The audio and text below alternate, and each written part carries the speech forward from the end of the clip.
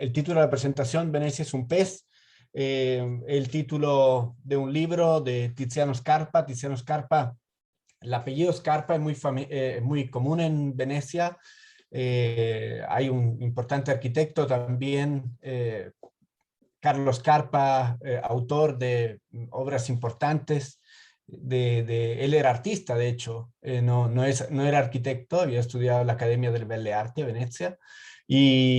Bueno, este libro, Venecia es un pez, narra la historia de esta ciudad desde el punto de vista de la experiencia, y por eso me pareció importante partir desde ahí, entender cuál es la relación entre Venecia y el agua, pero también la forma que tiene esta ciudad. Y para esto, como a la manera de los antiguos, ¿cierto? De las antiguas exploraciones, partir con un mapa interactivo. Hoy día podemos hacer esto, podemos saltar muy rápidamente de un lado a otro del mundo usando estas herramientas, pero la verdad que voy a mostrar aquí un segundo, ¿eh? Las etiquetas. Voy a poner aquí lugares. Porque con eso podemos, les quiero mostrar de dónde soy yo, a ver si logramos con esto de los lugares. Antes lo tenía, después apagué todas las etiquetas y desapareció, pero esa es Venecia, la que ven ahí, en mano derecha, es la ciudad de Venecia, a la laguna, y yo soy de más o menos aquí, al lado izquierdo, un pueblito a 100 kilómetros de la ciudad de Venecia, que se llama Leñago. Leñago es, como les decía, un pueblo que está en la región de Véneto. El Véneto es la región que está en la parte arriba de Italia. Voy a mostrarlo así, que parece que acá funciona mejor. Eso es Italia, ¿ya? Para aquellos que digamos, no supieran dónde está Venecia. Este es el mar Adriático, y Venecia está en la parte final del mar Adriático, está al interior de la laguna. La laguna de Venecia, que es una laguna artificial, aquí nos vamos acercando, vamos viendo cómo este pez se ubica al interior de esta laguna. Estos temas son importantes porque si bien es cierto que el tema, digamos, de este ciclo es arquitectura y arte y ciudades, si no entendemos esta relación con el territorio y con el lugar donde se emplaza este pez, no podemos entender en realidad cómo Venecia vive, de qué vive y por qué y cómo se explica esta maravilla del arte, de la historia, de la cultura, de la arquitectura, digamos, de Occidente. Aquí está el pez metido al interior de la laguna en su pecera, ¿verdad? Que es la laguna. El puente que conecta Venecia con el continente se construyó en 1933. No tiene ni siquiera 100 años, ¿ya? Durante la época fascista se construye el puente, y ¿alguien sabe cómo se llama ese puente? ¿Alguien conoce el nombre del puente? No, se llama Ponte de la Libertad. Es bonito el nombre del puente, porque es el puente que le da una conexión a Venecia, digamos, con el continente, y que por lo tanto construye esa relación de libertad. Ahora, los venecianos son un pueblo bastante especial. Imagínense vivir en Venecia y ser veneciano, el sentido de identidad y de arraigo y fuerte reconocimiento que tienen los habitantes de la ciudad. Los venecianos dicen que desde que se construyó el Puente de la Libertad en 1933, Europa dejó de ser una isla. ¿Cómo cómo se invierte la lectura?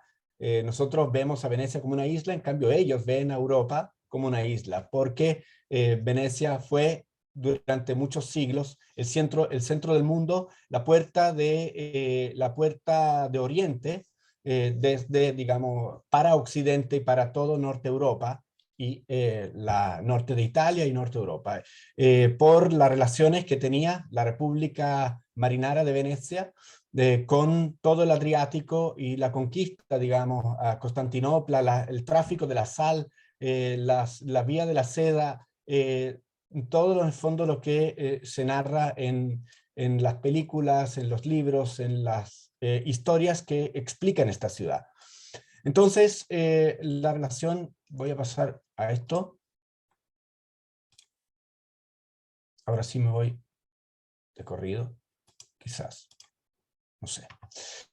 Partimos con eso. El café que se toma en esta pastelería, que es Tónolo, que es una pastelería que tiene solamente esas dos puertas, y que el café que se toma ahí y los pasteles, digamos, son muy característicos de Venecia. Es un lugar donde no hay mesas ni adentro ni afuera, solamente hay una barra larga en la cual en el fondo se toma el café muy rápidamente en la mañana, se come un pastelito y después se va a trabajar. Es mi lugar favorito en Venecia cuando uno va, y cuando, digamos, se junta, las personas que te sirven son siempre las mismas desde hace muchos años, lo que pasaba aquí con la Fuente Alemana, ¿no? En la Plaza Italia en Santiago. Eh, esta es la forma de Venecia vista desde arriba, y esto es lo que explica esta forma de pez, que se vincula con el territorio de una manera muy particular. El agua es el elemento articulador y lo que explica la forma de la ciudad. Y como toda ciudad, Venecia, a pesar de tener esta condición particular, es una ciudad que se expande, que crece. Aquí vemos, digamos, en la parte derecha, arriba, pues, tengo que salir de la pantalla completa porque si no, no se puede ver el cursor, pero así lo va a hacer. En este caso vemos una ampliación reciente del cementerio, el cimitero San Michele en Venecia, o la ampliación aquí del puerto de Le Grandi Navi, grande polémica actual sobre el acceso que tienen los grandes barcos de cruceros a la ciudad de Venecia, y el parqueggio, el estacionamiento y tronquetto. Desde aquí se llega en tren o en auto, y esta parte es una parte que cuando yo estudié en Venecia, esta parte no existía, o sea, se ha construido en los últimos años. Eso nos habla también de cómo es dinámico y abierto el patrimonio, no solamente el patrimonio vivo, la parte inmaterial del patrimonio es viva, la que pertenece a las comunidades, sino también el patrimonio urbano y arquitectónico también es vivo, también se interviene, también se amplía y también se resignifica, contrariamente a cuanto se podría pensar. En esta imagen la tengo también acá, mucho más bonita, vamos a poder navegar en ella. Es una de las representaciones más exhaustivas que hace Jacopo de Barbari de Venecia en el año 1500. El detalle es un retablo que tiene 1 metro 30 por 2,80. Son 6 piezas de madera maravillosa, que tiene muchísimo detalle y que ha sido un instrumento de investigación histórica y urbana, y que todavía es objeto de investigación porque nos permite ver cómo es el Google Street View de la época, del año 1500, una representación en perspectiva. Voy a hacer zoom aquí a distintas partes y pueden ver el detalle que tiene este grabado, que retrata la vida de la ciudad de Venecia y nos permite, aquí está, un segundo, y nos permite ver cómo en el fondo se movían los barcos Le Grandi Navi, presentes también en el año 1500. Aquí vemos, voy a salir para hacer zoom en otra parte, vemos por ejemplo, si vamos aquí a la Giudecca, la relación entre la arquitectura y las huertas, los campos, que servían de abastecimiento de hortalizas, de fruta y verdura, aquí está, de fruta y verdura, y por lo tanto el sistema de vida y de cómo efectivamente esta ciudad, aquí pueden ver los campos como en algunas partes uno puede ver cómo se cultivaban las tierras, hay hombres en carreta empujando por la ciudad. Vemos, por ejemplo, los campos que están alrededor. Ustedes saben que las plazas en Venecia se llaman campos y que las calles en Venecia se llaman calle. Eh, en italiano es vía, pero en Venecia las calles se llaman calle, con doble L, se escribe exactamente igual. Y los campos son las plazas, las que hoy día son plazas duras, como la Plaza San Marco, que siempre fue, digamos, más dura, más pavimentada, pero en realidad alrededor de las otras iglesias que están vinculadas con estos campos, había en el Renacimiento tanto campo santo, cementerios, como campos de cultivo con pozos de donde se podía en el fondo sacar agua y ese todo el sistema de vida y de funcionamiento de esta ciudad. Yo le invito después a descargarse esta imagen porque realmente es un documento. Fíjense, el puente de la Academia, en este momento era un puente de madera, hoy día, perdón, el puente de Rialto era un puente de madera, hoy día es el proyecto, bueno, famoso de puente comercial que todos conocen. Voy a volver a esto. Entonces, Venecia es como les decía, es un organismo complejo que se explica de manera muy sencilla en este plano. Desafortunadamente, si lo pongo así, bueno, vamos a ver. En este plano, Venecia es urbanismo, es ciudad y es arquitectura, es territorio. Para mí este antiguo plano de Venecia es muy explicativo. Representa las principales islas alrededor de la isla principal, digamos, de la agrupación, de la parte de islas centrales, y en cada una de las islas hay arquitecturas específicas que en el fondo nos dan cuenta cómo la relación entre la arquitectura y el urbanismo, en el caso de Venecia, sea una relación muy simbiótica y de absoluta superposición. En 1700 y tanto, esta planta, 1729, Ludovico Ughi hace esta representación de Venecia, por supuesto que mucho más detallada, ya con levantamiento de obras de arquitectura simbólica y importante, digamos, reconocida, pero si se fijan, toda la parte no existe el cimitero San Michele, no existe el Tronchetto, que es estacionamiento, y el puerto nuevo de los grandes barcos, digamos, el lado izquierdo. Eso, digamos, es una planta de hace 200 años, bueno, en realidad son casi 300 ya, pero que podríamos decir que en los últimos 300 años Venecia ha ampliado su superficie en casi el doble. Ahora, ¿cómo se construye Venecia? Se habla normalmente que Venecia se construye sobre palafitos. En realidad no son palafitos lo que el sistema constructivo que sostiene la ciudad de Venecia, sino son las empalizadas. Los palafitos son los que vemos en Chiloé, grandes troncos clavados parcialmente en la tierra, que construyen una superficie horizontal y, digamos, alejada de la humedad del agua, sobre el cual puede, por ejemplo, construir una habitación, una casa. Eso es lo que tenemos, por ejemplo, en Chiloé y en muchas partes del mundo. En cambio, en Venecia, los troncos están clavados debajo del agua, como vemos en esta imagen, un proceso de consolidación de estas empalizadas con troncos clavados, y que ustedes saben que cuando la madera no está expuesta al oxígeno, aunque esté debajo del agua, no se oxida, no se deteriora, y por lo tanto esos son troncos del siglo XV, que están todavía muy bien, muy firmes. Los troncos se clavan en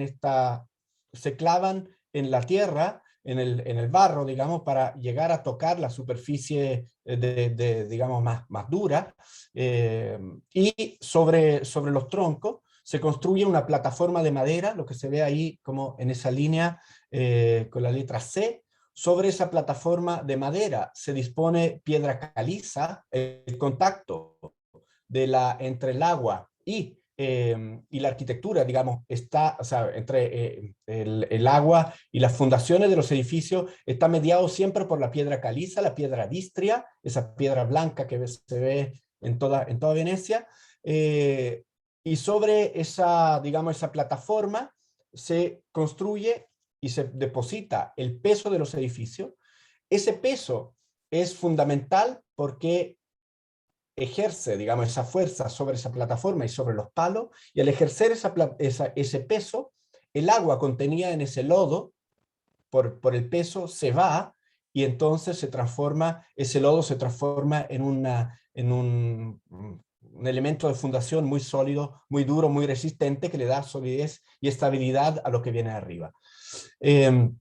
Aquí ve cómo funciona el sistema, y lo que está ahí es la piedra blanca, la piedra caliza, que es la piedra con la cual se han construido después también la fachada de los edificios, de muchos edificios, una piedra muy resistente que viene de la península de Istria, que está hoy día la actual Croacia, que por su condición, digamos, química, es refractaria al agua y por lo tanto aísla y separa la humedad de la arquitectura. Ahora, por supuesto que el, el, el aumento del nivel de agua hace que el antiguo borde de piedra caliza hoy día se supere cuando se sube, digamos, cuando sube la marea, cuando hay episodios de agua alta, como se llama, y esos episodios de agua alta se producen por las condiciones territoriales y físicas que veíamos al principio.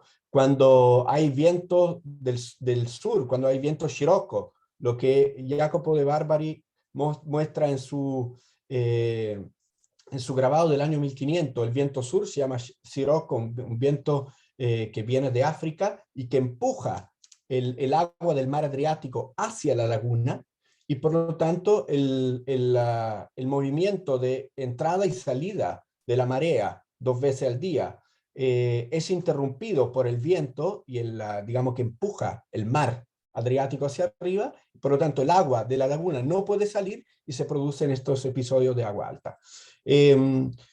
Venecia ha tenido una escuela, la escuela veneciana de pintura. Aquí vemos una imagen, el duce Antonio Grimani arrodillado frente a la fe del Tiziano, un importante artista renacentista, y ven ahí abajo en esa imagen cómo se notan algunos elementos característicos de la ciudad de Venecia, palacios, campanarios, barcos y el agua como elemento de fondo. No solamente Tiziano, sino también Tintoretto, Jacopo Forti, llamado, digamos, Tintoretto por Tintoretto el Furioso, por el uso del color, el uso de tonos muy fuertes que representan siempre. El agua es un elemento de nuevo fundamental en toda la escuela veneciana. Yo no soy un experto de arte, pero en el fondo creo que esos dos representantes de la escuela veneciana son digamos, algo que sí hay que mostrar. En este caso, el robo del cuerpo de San Marco, que desde Constantinopla, el robo del cuerpo y por lo tanto el traslado de las antiguas reliquias hacia el norte del Adriático son uno de los elementos, uno de los, digamos, de los relatos históricos que justifican la creación de Venecia al interior de la laguna. Venecia, los primeros asentamientos en la laguna son del año 1000, son alrededor del año 1000, y en este proceso de consolidación de estos asentamientos, primero informales y que después dan vida a la ciudad de Venecia, para poder construir la ciudad, no solamente tenemos obras de ingeniería como el MOSE, que veremos después, que protege digamos, los movimientos de agua y digo trata porque no lo logra siempre, proteger el agua alta de Venecia, sino que la laguna es un proyecto de ingeniería muy antiguo. Aquí vemos, ahí donde dice Canale Novissimo, son ríos que han sido desviados para que no desembocaran directamente en la laguna y por lo tanto construir un sistema de agua y de recambio entre el mar y la laguna mucho más pausado, mucho más tranquilo que lo que vemos en esta imagen. Ustedes ven en ese verde más claro, son las corrientes de agua, la corriente de agua que entra desde el mar Adriático, y lo más oscuro es la vegetación, y en la vegetación que está debajo de, digamos, el pelo de agua, y probablemente en esos lugares el agua no tiene más de 75 centímetros de profundidad. Y eso fue esta alternancia entre zonas, aquí ven les Barene, que son estas pequeñas islas que aparecen y desaparecen con este movimiento de agua 2 veces al día en la laguna, y fueron el elemento de protección histórica de la ciudad de Venecia hacia las invasiones de los bárbaros desde el norte de Europa. Venecia no tiene muros, no tiene fortificación, porque el agua y el movimiento, digamos, y su configuración geográfica y territorial fue lo que le permitió protegerse de las invasiones. En el sentido que cuando aquí ven en el azul más oscuro son los canales navegables, y en cambio el azul más claro son esta capa de agua muy poco profunda. Y cuando se trataba, digamos, de invadir y llegar a este territorio, a la ciudad de Venecia, las embarcaciones que no sabían cómo navegar al interior de la laguna se encallaban, y por lo tanto los venecianos lograban protegerse históricamente. Aquí ven una imagen del Mose. El Mose, esta infraestructura. Cuando quieran, por favor, me pueden interrumpir, pueden hacerme preguntas, pueden corregirme también. Camila, Humberto, sí. sí, es que quería hacer dos preguntas, un poco las estaba abordando recién, desde de cómo se proyecta Venecia desde el lado arquitectónico y urbano como punto estratégico, algo que estabas mencionando desde el lado histórico, pero también cómo funciona este sistema MOSE para la conservación, el MOSE, para la conservación del patrimonio y también del espacio urbano que tú estás explicando, un poco para Sí. detenernos en eso y después darle la palabra a Mariana. Sí, bueno, el MOSE es una infraestructura, una obra de infraestructura contemporánea que se proyecta y se construye en esas le bocche di porto, que son esos accesos que ven ahí hacia abajo. No puedo mostrarlo con el mouse porque este programa no me permite visualizar el mouse, pero está el porto di Chioggia, donde dice Porto di Malamocco, el Porto di Lido. Son esas 3 bocas principales donde el mar Adriático entra al interior de la laguna. Y entra y construye estos brazos, que son ríos de agua salada, y profunda. El Mose, y es el lugar por donde entra el agua y que produce el agua alta. Cuando hay el agua alta se produce, y se ha producido siempre, históricamente. Venecia siempre ha lidiado con el agua y pero en algunos momentos, cuando hay, por ejemplo, precipitaciones en el norte de Italia, y por lo tanto los ríos tienen mucha agua, y agua que se acumula en las afueras de la laguna, porque durante el Renacimiento se desviaron los ríos, como les decía, para que no desembocaran al interior de la laguna. Se desvían los ríos cuando llueve mucho. Estos ríos llevan mucha agua en la parte superior del mar Adriático. Si eso coincide con Scirocco y coincide con luna llena, por ejemplo, eso produce episodios de agua alta muy, muy importante, muy dañino, hasta 1,5 metros por sobre el nivel normal, y eso inunda todos los primeros pisos de buena parte de la ciudad de Venecia. Entonces, para protegerse de estos episodios excepcionales de agua alta, se ha proyectado este sistema de infraestructura llamado MOSE por Mosè, y que separó los mares, ¿verdad? El agua, y que son estas grandes, digamos, grandes estructuras de acero, lo que ven en amarillo, vacías, que de acuerdo a la necesidad se llenan de aire, se le bombea aire, y al bombear aire se empiezan a levantar y separan el flujo de agua que viene desde el mar Adriático y el agua de la laguna. Y protegen, la idea es que protejan sobre un cierto grado de agua alta, no se usan siempre, se han usado en un episodio, se han inaugurado justamente el año pasado. La primera vez que se usaron, funcionaron, y después creo que no funcionaron muy bien. Pero bueno, la idea igual es que Venecia se proteja. Aquí ven esta relación con el territorio. Esta imagen parece un fotomontaje, pero es una imagen tomada con un teleobjetivo. Como saben, los lentes teleobjetivos aplanan los planos, digamos, que están muy separados. Y aquí ven las Dolomitas, que son muy parecida a esta imagen. No sabía si ponerla como primera imagen, porque es muy parecida a Santiago, ¿cierto? Con la cordillera de los Andes como fondo de la ciudad. Venecia también tiene su fondo, y se veía también en la imagen del de Barbary del 1500 que les mostré antes. Es los Alpes, las Dolomitas, que construyen el fondo de Venecia. El agua viene desde allá, alimenta los ríos torrenciales, el río Brenta, el Piave, que desembocan en la parte de la laguna.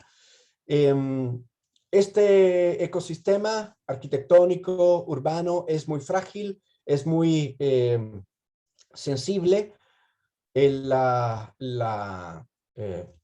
movimiento producido por los grandes barcos, el oleaje fuerte, el desplazamiento de agua, genera una erosión importantísima de estas empalizadas, de estos sistemas frágiles, que son las empalizadas, que además tienen como más 500 años de antigüedad, en algunos casos aún más, y por lo tanto mueven las fundaciones y los sedimentos, y contribuyen en este deterioro de la arquitectura y de los sistemas edificados. Y por supuesto que los primeros que sufren son los campanarios, porque su baricentro, digamos, está puesto más arriba, y por lo tanto son más frágiles y susceptibles a esto.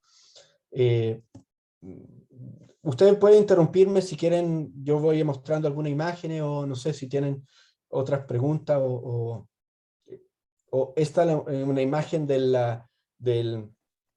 Arsenale di Venezia. La entrada del Arsenale, una entrada fortificada, porque el Arsenale era y es, bueno, el Arsenale donde se hace la Bienal de Arte y la Bienal de Arquitectura actualmente, era el lugar donde se fabricaban los barcos.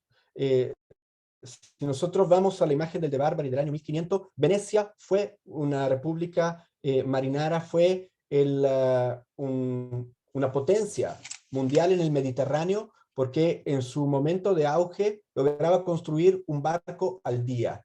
Había una cadena de producción fordista ante litteram, que lograba producir un barco completo al día. Y eso era digamos, su fuerza. Camila. Humberto, es que en Sí. el chat están haciendo un par de preguntas. Por un lado, Caterina pregunta si el lago es de agua dulce, y bueno, ¿cómo se llama el invento que trata de regular el nivel del agua, que es el que recién vimos, que se llama MOSE? M-O-S-E. MOSE. Sí, Exacto. y el agua de la laguna, perdón. ¿Sí? Dale, dale, no. Sí, no. El agua de la laguna es un agua, depende de qué zonas. En la ciudad de Venecia, en el bacino de San Marco, y por lo que ven acá, el agua es agua,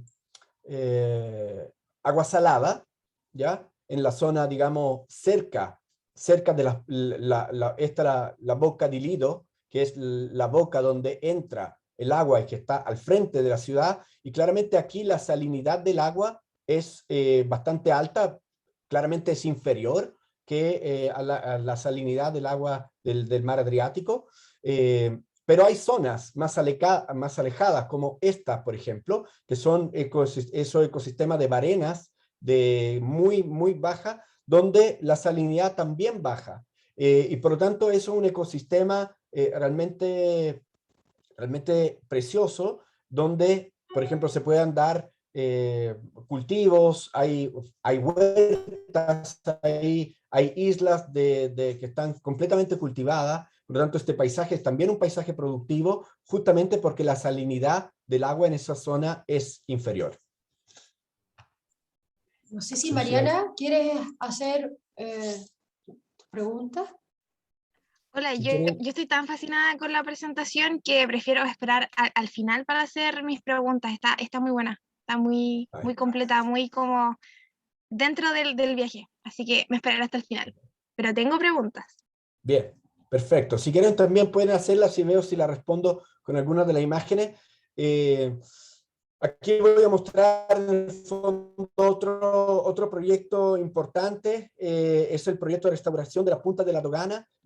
Punta de la Dogana es esta punta de aquí, es la aduana. La aduana era un lugar histórico fundamental, es la iglesia de la Salute, que se construyó después de la peste negra, y que se construyó después de la pandemia, que ustedes saben que mató casi a 2/3 de la población del mundo. En Venecia se celebró el fin de la peste con la construcción de la iglesia de la Salute. Aquí lo que ven acá son i magazzini del sale. I magazzini del sale son el lugar donde se almacenaba la sal, que era uno de los elementos de riqueza más importantes de Venecia, que justificaban y posibilitaban los viajes en el Mediterráneo, y por lo tanto los negocios también, y todo el sistema económico que sustentaba la ciudad de Venecia. Esta piedra, la piedra d'Istria que se usó en el Renacimiento como revestimiento de los principales palacios, y que después, como ustedes saben, con el decaimiento, del sistema económico y el decaimiento de la conquista por parte del Imperio Austrohúngaro de Venecia y todo el norte de Italia,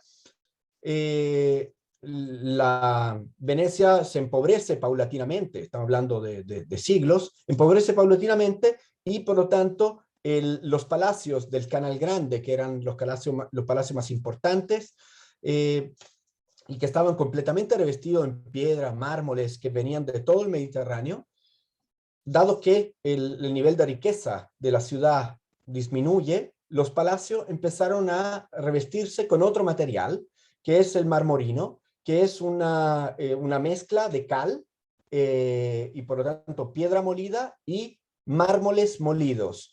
Y eso es lo que le da el color, digamos, característico a muchos de los palacios hoy día. Eso, lo que ven que parecen de piedra, pero que no son de piedra, es un estuco particular desarrollado en alternativa al revestimiento real de piedra. Ahí ven una imagen de Palacio de Punta de la Dogana, la iglesia de la Salute, y ahí atrás la iglesia Redentore de Palladio, que en ocasión de la fiesta de Redentore se construye un puente todos los años, que une la ciudad de Venecia con la isla de la Giudecca, que está al otro lado, digamos, del canal de la Giudecca, que esa cosa de ahí. Bueno, algunas imágenes y experiencias contemporáneas, el proyecto de Aldo Rossi, para decir cómo este lugar, el lugar de Venecia, o sea, la ciudad de Venecia, el territorio, la laguna, son un ecosistema cultural muy importante, donde la historia pasada se mezcla con la historia presente, donde el patrimonio en su pasado es la base para la construcción de nuevos patrimonios en el presente, que construyen después el legado cultural que tiene no solamente Venecia, sino toda Italia en general. En este caso vemos el proyecto del Teatro del Mondo de Aldo Rossi, 1980, que es este teatro que navega por Venecia y que en este caso lo vemos en diálogo con la Punta de la Dogana y que da cuenta no solamente de la tradición y de la cultura naviera, sino también de cómo el teatro como práctica cultural también puede ser móvil y por lo tanto moverse no solamente por la laguna, sino también después este teatro llegó hasta otras partes del mundo. Para terminar, las últimas 3 imágenes: el lugar donde estudié, la puerta de Carlos Carpa, la sede de Tolentini, de la Universidad de Venecia, UAV, Instituto Universitario de Arquitectura de Venecia, y un proyecto emblemático de equilibrios, de pesos, de materiales. Está la piedra d'Istria, que es esta, como contrapeso al vidrio, elemento fundamental, ¿cierto?, de la cultura veneciana. Podríamos hablar solo del vidrio, podríamos hablar de muchas cosas, en realidad he pasado por muchos temas para no extenderme demasiado, pero esta es la puerta del antiguo convento de Tolentini, un convento que está al lado de la iglesia de Nicolò de Tolentino, que está ahí. Después tengo unos street views si quieren. Esta es la imagen de una de las salas de la biblioteca de la Universidad de Venecia, y esta es una de las salas de laboratorio, un ex magazzino de cotonificio, donde se hacía el algodón, en otro sector, un sector más residencial, industrial de Venecia, que era, digamos, el lugar donde hacíamos clases de historia de la arquitectura. Aquí, bueno, este es lo que le decía el de Barbari. Estos son los vientos que muestran cómo, en el fondo, impactan en el viento que impacta en el equilibrio de la ciudad de Venecia. Este es uno de los campos más bohemios de la ciudad, un campo que se encuentra a medio camino entre la sede de la Universidad de Venecia, del Cotonificio, y Tolentini, el campo Santa Margherita, el lugar predilecto para tomar spritz. El spritz, ustedes saben que el spritz se ha inventado, Aperol Spritz, que se ha puesto muy de moda, y que yo me llevaba botellas cuando emigré a Chile hace 17 años, llevaba mi botella de Aperol en la maleta, y ahora Aperol ha sido comprada por la multinacional Campari, que lo ha comercializado en todo el mundo. Y por lo tanto podemos disfrutar de nuestros Aperol también aquí en Chile. El Aperol es el Spritz, es el nombre del trago. Acá se dice pídeme un Aperol, pero si van a Venecia tienen que pedir un Spritz. El Spritz es una onomatopeya, es el ruido que hace la soda cuando se mezcla con el vino. Y es una bebida que tomaban los austrohúngaros cuando esto era, digamos, parte del Imperio Austrohúngarico, y ellos tomaban vino mezclado con agua, con soda, y la soda hace pss, pss, y eso, de ahí salió el nombre Spritz, vino con soda, al cual después se le agregaron Campari, Aperol, o podríamos tener una clase también, Chinar, otro. Es el campo Santa Margherita, como les decía. Esta es la puerta que tienen los turistas cuando llegan en tren a Venecia, la salida de la estación Santa Lucia. Santa Lucia es la santa patrona de la ciudad de Venecia, una santa protectora de los ciegos. Como saben, Santa Lucía fue una mártir, fue torturada, le quitaron los ojos y el cuerpo de Santa Lucía está cercano en la zona de Canarello. Ustedes salen de la estación y caminan hacia allá y llegan a la iglesia de Santa Lucía, es la cúpula que se ve ahí. Y cuando uno sale de esa estación, en este proyecto de arquitectura moderna, también de los años fascistas, se ha construido esta explanada, esta plaza al frente del canal grande para tener esta visual, y esta es la vista que uno tiene cuando llega. Esa es la iglesia de San Simeón Piccolo, que es una maravilla, y que cuando te recibe con este templo. Y bueno, y aquí después, nada, esa sería la presentación. Fue un poco desordenada porque usé varios elementos digitales para navegar en el espacio y el tiempo. Gracias, Humberto. No sé si Mariana, ahora sí quieres hacer la pregunta. Ahora sí que sí. Me dejaron pero muy motivada de ir a Venecia. Pero así que hice una lista de mis preguntas como posible turista. Yo creo que la primera no va a ser la primera. ¿Cómo una persona que no habla el idioma de Venecia podría visitar Venecia? ¿Tiene que contratar una agencia o ellos tal vez hablan un idioma intermedio como lo sería el inglés? ¿O me pierdo nomás? No voy. Tengo que aprender Sí. primero para ir. No, muy buena pregunta, muy buena pregunta. Y en toda Italia, una persona puede viajar sin hablar italiano.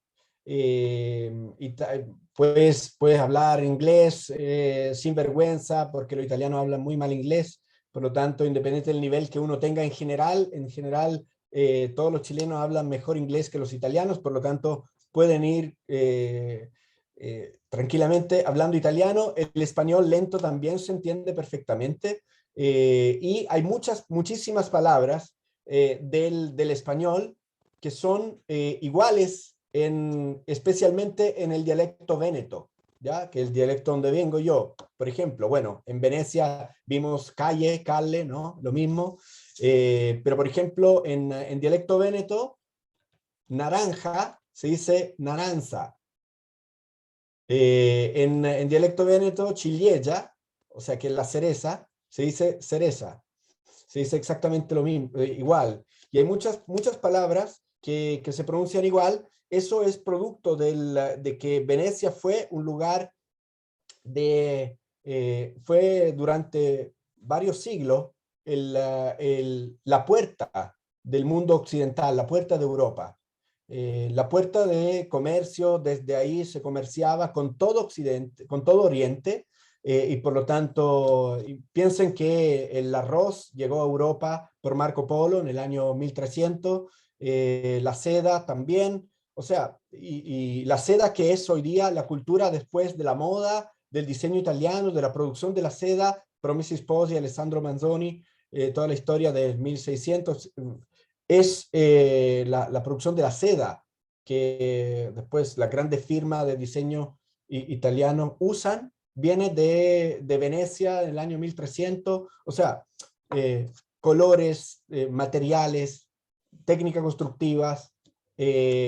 Se dice que el primer café expreso café, digamos, como lo tomamos hoy, se haya hecho en Venecia, no tanto en Nápoles, como se dice, y era un café que venía justamente de China y de Asia. Así que, nada, hablar idioma, ningún problema con el idioma que quiera, con el español, improvisando algo de italiano, te van a entender sin problema. Ya, las preguntas no acaban aquí. Se ven muy maravillosas las imágenes con el agua, con el cielo azul, pero me imagino que Venecia no es todo el año con ese mismo tono, ese mismo clima. Entonces, a su criterio, ¿en qué época del año chileno? Porque soy pésima con como el cambio de estaciones. ¿Sería la mejor época para viajar a Venecia? ¿Y en qué? ¿En crucero? ¿En avión? ¿Hay un tour especial? ¿Qué nos recomiendas? A ver, te recomiendo, esta es la mejor época, septiembre, septiembre es la mejor época para viajar a Venecia. Septiembre y mayo, junio, ¿ya? Ahora, Venecia es maravillosa todos los años, o sea, todo el tiempo, y con todo clima. Si yo te muestro acá, si quieres te muestro, pon en Google Venecia y niebla, y es maravillosa. O sea, yo recuerdo haber viajado, o sea, haber estado ahí, de verdad, es una cosa, cuando lo cuento me sale con piel de gallina. Cuando era estudiante y de noche uno salía, hay muy pocos bares, no abren hasta tarde. Uno muy famoso, el Paradiso Perduto, que está después del gueto, que es el gueto más antiguo de Europa. El Paradiso Perduto es un bar como clandestino que tiene abierto hasta muy tarde, no sé qué. Bueno, volviendo en invierno, con frío, mucha humedad, así como para enfermarse, con mucha niebla, en época de carnaval, ¿ya? En una ciudad que en ese momento no tiene iluminación, tiene algunos faroles, pero muy oscura, no tiene tiempo, porque la única manera de medir el tiempo es la ropa que tú traes puesta, pero en carnaval te vas cruzando con máscara del siglo XVIII, por ejemplo, personas vestidas con trajes hechos en 1700, con máscara en 1700, y tú estás caminando por ahí, te salen, te cruzan, y dicen, ¿dónde estoy? ¿No? Es de verdad una experiencia realmente magnífica. En invierno, en época de carnaval, me ha tocado con nieve, Venecia. El primer día que fui a la universidad, después de haber hecho el examen de admisión, y de haber sido, digamos, aceptado, recuerdo que era a final de septiembre. Yo en ese momento vivía todavía en el pueblo que le mostré antes, estaba a 100 kilómetros, eran 3 horas de tren de ida y 3 horas de vuelta, 100 kilómetros. Imagínense, o sea, es como se quejan del tren Santiago-Rancagua y eso es, ¿me entiendes? Ya. Y me levanté a las 6 de la mañana para llegar a clases a las 9, y salgo de la estación, literalmente, primer día de universidad, de novato, salgo de la estación que les mostré, y debajo de esos escalones que habían 50 centímetros de agua. O sea, si quería llegar a la universidad me tenía que mojar, y si no, nada, me devolvía. Y bueno, como era el primer día, decidí mojarme, ¿ya? Y caminé, me saqué los zapatos, me subí los pantalones y decidí mojarme, primer día de universidad. Y mi relación con la ciudad en ese momento fue terrible. Odiaba Venecia cuando era estudiante, porque es muy incómoda de vivir, de la vida cotidiana, de hacer la compra, de caminar con las bolsas, con todo.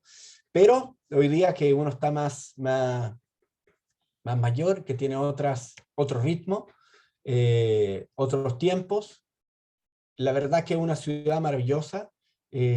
Con niños es magnífica. Los niños juegan, corren, sin ningún peligro, sin ninguna miedo o preocupación que te lo roben, que lo atropellen. O sea, es de verdad un lugar fantástico para vivir. Ya, finalmente la última pregunta, que aparte de las botas de agua que se ven necesarias, ¿qué elementos físicos cree que deberíamos llevar para ir a Venecia y que se puedan llevar en el medio de transporte que elijamos? Sí, yo le recomiendo viajar, si van a Venecia, bueno, puedes viajar directamente Santiago-Venecia, con escala en Madrid por Iberia, es lo más económico que hay. Hoy día los pasajes están a 400 lucas ida y vuelta. Le recomiendo ir, porque normalmente cuestan 3 veces más. Pero claro, lo que no te gastas en pasaje te lo gastas, no, que acabo de estar hace un mes, llevaba 2 años sin ir, y lo que no te gastas en pasaje te lo gastas en test PCR, porque tiene que hacerte como 4 antes de ir, a la vuelta, cuando estaba allá. No es un buen momento, pero los pasajes están muy baratos. Para viajar a Venecia hay que viajar con muy pocas cosas, con muy poca ropa, con una mochila y no con maleta. Con la maleta se pasa muy mal en Venecia, con maleta con rueda, llegan todas rotas. Yo he destruido maleta porque al final después, cuando tú bajas de un puente con la maleta, a los primeros 2 peldaños o al primer puente, ok, levanta la maleta para no destruirla. Pero ya al tercer puente la maleta va, golpea, sube y baja y golpea. Y cuanto más pesada, más se rompe. Así que recomiendo muy pocas cosas, viajar liviano y con mochila o bolso. Muchas gracias, Humberto. Muchas gracias, Mariana, por las preguntas. Rodrigo. Sí, Ahí Flavia perfecto. también, ahí está. Bueno. Estaba Flavia primero, Ya. Gracias.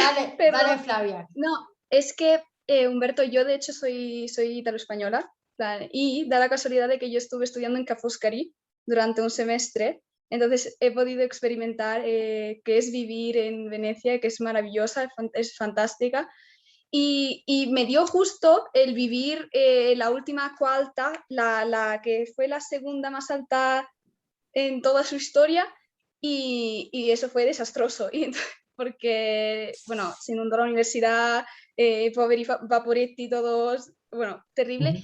Lo que quería preguntar es más que nada de exactamente el por qué el MOSE no funcionó en ese momento, o por qué no pudieron como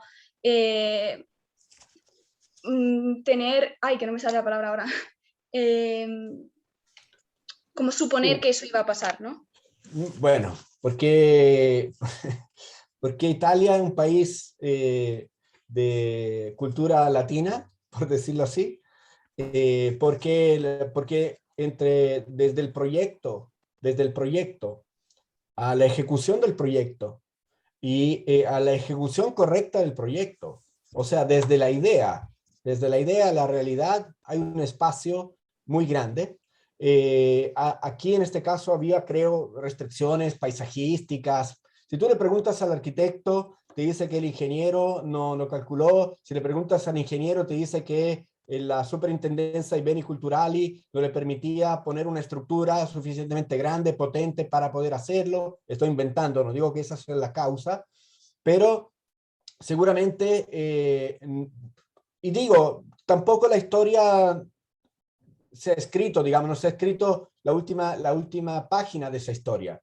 Seguramente es un sistema que tiene que ponerse, que tiene que perfeccionarse, que tiene que, ¿me entiende? El tiempo que se demora en llenarse esas cosas de acero con aire para subir es uno de los problemas, ¿no? Porque el tiempo que se demora, tú no sabes si activarlo, si el agua alta va a ser alta efectivamente, porque cuando tú lo activas no pueden entrar los barcos, o sea, es toda una logística, ¿no?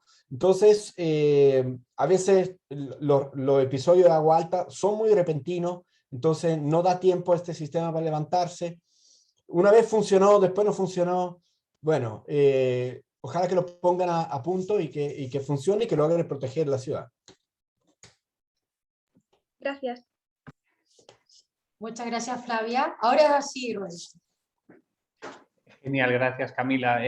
Bueno, Humberto, es evidente que es un pez, ¿no? La verdad es que yo no sabía el porqué de la metáfora, pero lo he entendido perfectamente escuchándote. Ahora yo tenía una pregunta que se sale un poco del terreno de lo artístico, pero que me parece que es tangencial a lo que has hablado. Claro, nos ha reflejado, bueno, este carácter tan particular que tiene Venecia, que da la sensación además de que es un ecosistema artístico y urbano único, pero también muy frágil. Y a este respecto, a mí me preocupa una polémica que de hecho creo que ha estado proliferando en la prensa y seguramente tú nos podrás decir algo que tiene que ver con el exceso de turismo que está recibiendo Venecia, ¿no? 25 millones de turistas en el año 2019.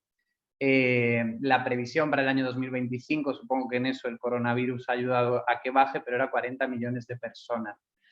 ¿Puede resistir todo este conjunto patrimonial a esta... No le estoy diciendo a Mariana que no vaya y no quiero hundir los sueños de Mariana, ni mucho menos, por Dios. Pero sí me parece una problemática abordar, ¿no? Hasta qué punto este modelo de exposición sistemática del patrimonio y de ocupación sistemática del espacio urbano por parte de una turba de turistas puede resistir, cuáles serían las alternativas, etcétera, ¿no? Sí. Sí, muy buena pregunta, Rodrigo. No la voy a responder, no la puedo resolver. Si la pudiese resolver, no estaría aquí, probablemente estaría asesorando al Banco Mundial, porque ese problema es un problema que tiene a UNESCO, digamos, estaríamos asesorando, un problema que tiene no solamente Venecia, lo tiene Salvador de Bahía, lo tiene Cartagena de India, lo tienen muchas ciudades en todo el mundo que viven del turismo. Y el problema, yo te diría, estoy completamente de acuerdo. Esa es una problemática muy grande de las ciudades, de las ciudades que viven solo de turismo, ¿ya? Entonces, ¿qué sucede? Y bueno, no es solo de turismo, es solo de turismo y cuando ese turismo o esa ciudad o ese lugar es excepcionalmente bonito, excepcionalmente increíble, excepcionalmente atractivo, ¿no? Y que llama tanto la atención. Porque el turismo es muy bienvenido en muchas partes y algunas viven de turismo y son ecosistemas que se mantienen y que se mantienen con un cierto equilibrio, equilibrio inestable, porque el turismo, cuando su ausencia producto de la pandemia, por ejemplo, también hace colapsar sistemas sociales, sistema económico, y por lo tanto genera mucha pobreza y precariedad. Por lo tanto, primer aprendizaje, incentivar que las industrias económicas que sustentan los contextos patrimoniales no sean solamente el turismo y todo lo que el turismo genera, hotelería, gastronomía, artesanía, todo eso está potenciado por el turismo. Hay que generar nuevos modelos económicos que complementan el turismo para que cuando el turismo entra en crisis o se mueve para otro lado, ese lugar no se vaya para abajo. Ahora, el problema de Venecia es que, bueno, el exceso de turismo se resolvió, se va a poner números cerrados, se van a restringir los accesos y uno si quiere ir a Venecia ahora tendrá que comprar un pasaje para cuando haya cupo. Creo que una política reciente se va a aplicar desde el año que viene, no entiendo bien cómo lo harán, pero en el fondo se va a resolver de esa manera. Se resuelve de esa manera, ¿por qué? ¿Y cuándo? Casualmente, después de que la comunidad internacional y los venecianos se dieron cuenta que Venecia sin turista era un lugar aún más espectacular, aún más increíble, aún más maravilloso. El problema, te diría yo, es agravado en el caso de Venecia porque en las últimas décadas, Venecia se ha completamente vendido al turismo y vendido en mala. Y los principales responsables de esto son los políticos y los venecianos que, hicieron un negocio increíble con esto. Personas que vendieron sus propiedades a un valor altísimo para que para que se transformaran en Airbnb, por ejemplo, impactando negativamente en la disponibilidad de viviendas en arriendo para los estudiantes que ya no encuentran departamento para arrendar porque están todos arrendados a turistas ganando 3, 4 veces más que arrendarlos a los estudiantes, por ejemplo. Entonces, eso con respecto a la vivienda, pero también con respecto a los negocios, a la artesanía. Había una artesanía, muchos de los locales de artesanía, también de producción de figurita en vidrio, están hoy día, son todos propiedades de extranjeros. Ningún problema que sean propiedades de extranjeros, pero en el fondo se ha perdido la panadería, la verdulería, el viejito que hacía no sé qué, se ha perdido, se ha cambiado, eso no está. Y por lo tanto, la ciudad es una gran industria dedicada al show turístico. Y lo hace muy bien, probablemente demasiado bien, ¿no? Entonces, poner alguna traba, limitar esto para que vuelvan traba o incentivo, ¿no? Hay traba a que no sea tanto, o incentivo para que se mantenga, subsidio para que la persona que no puede pagar el arriendo, por ejemplo, yo tengo una sandalia maravillosa que me compré de cuero, uno de los pocos artesanos que quedan en Venecia, que paga arriendo porque jamás con su negocio puede pagar la compra de ese local que tiene, por lo tanto paga arriendo. Y paga arriendo, estamos hablando de 10.000 euros al mes. Entonces, imagínense cuántas sandalias de cuero tienes que vender para pagar solo el arriendo de 10.000 euros al mes. Después está tu sueldo, ¿no? Entonces, ¿qué se necesita ahí? Se necesita una política de erradicación de ese negocio, de ayuda a ese artesano, no porque haces las cosas como a la manera del año 1500. No, me da lo mismo. Diseño, innovación, pero tú eres de aquí, queremos financiar, tú vives acá, no sé cuánto, y por lo tanto te apoyamos en esto. ¿Por qué? Porque generas ¿me entiendes? Yo creo que esas son algunas de las medidas que yo no sé si se están tomando, pero hasta ahora no se estaban tomando. Bueno, al final has contestado, ¿eh? No, está bien. Sí, estoy esperando que me llamen desde UNESCO. Muchas gracias, Rodrigo. Flavia, contigo tenemos la última pregunta para ir cerrando. Gracias. No, quería primero de todo con el tema del arriendo como una cosa personal. Yo tuve que irme hasta Fabaro Veneto porque Venecia fue imposible. Era imposible encontrar sitio, pero sí que es cierto que están, gracias a Dios, haciendo como residencia de estudiantes, pero porque si no, los estudiantes que también vienen de otros países no encontraban sitio. Sobre todo sin hablar italiano, todavía menos. Pero quería preguntarle que si hubiese algo que se pudiese cambiar o mantener para siempre de Venecia, ¿qué sería tipo? ¿Qué es con lo que se quedaría siempre y qué es lo que no lo eliminaría de Venecia? Sí, yo creo que yo mantendría su condición, mantendría y potenciaría su condición de isla. Creo que ser una isla, ser complicada, ser enredada, ser como todas las islas, ¿no? O sea, las islas, por algo la gente de isla siempre son particulares, tienen una idiosincrasia particular. Ser isla es lo que genera puntos de vista nuevos, lo que genera puntos de vista discordantes. Cuando a mí me dijeron, no, desde que se construyó el Puente de la Libertad, Europa ya no es una isla. O sea, eso te lo dice, ¿me entiendes? Alguien que cree que esa isla, que además fue, como decía, y sin exagerar, el centro de la cultura económica y la cultura artística, de la clave, la bisagra entre Oriente y Occidente. O sea, vean dónde está, ¿no? Donde está geográficamente, ahí.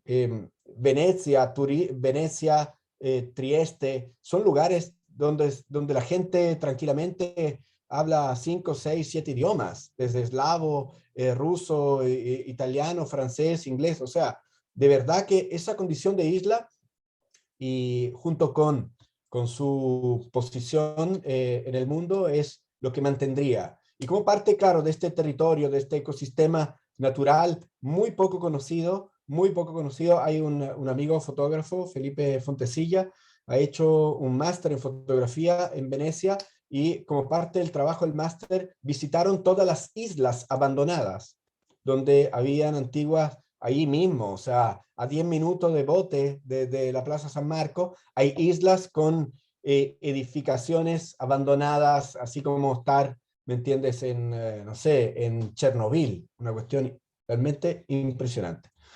Y nada, es un mundo para descubrir y para investigar y analizar y, bueno, conocer cada vez más. Muchas gracias, Flavia, muchas gracias, Humberto.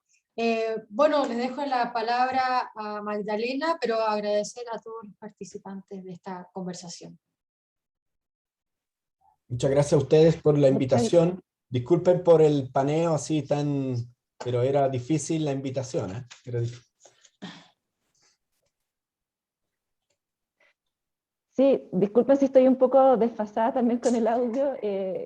Gracias, sinceramente Humberto, te has pasado, porque más encima con los datos de los precios ya, o sea, es como una tentación demasiado difícil de dejar pasar. Y claro, y transmitirnos todo esto que tan integral tu visión, ¿no? Desde los cimientos del pez, las escamas, su vida, el dato del café. No, realmente impresionante, te lo agradecemos de corazón, agradecemos por supuesto a Camila, a Mariana, agradecemos a todos quienes nos han acompañado y esperamos que este ciclo continúe así con toda esta motivación y claro, también nuestra invitación hacia ti, Humberto, fue un poco tramposa porque tú, obviamente hablando de tu terruño, ¿cierto? Esa posibilidad de desplegar todo tu niñez, ¿no? Lo que fue tu crianza y el haber vivido como estudiante allí en Venecia, realmente maravilloso. Así que rico que lo hayamos podido, ¿no es cierto?, nosotros acoger, que lo hayas compartido. Y bueno, además de aplicar todos tus estudios, ¿no?, urbanos, arquitectónicos, o sea, realmente fascinante. Así que bien, quedamos entonces invitados todas, todos. Por supuesto, Humberto, también queremos verte en la próxima sesión. Y así cerramos este conversatorio. Muchas gracias por sus tiempos y que estén muy bien, que sea un muy buen fin de semana. Muchas gracias. Muchas Cuando tú gracias. estés bien. Chao, chao. Muchas Chao, gracias. chao.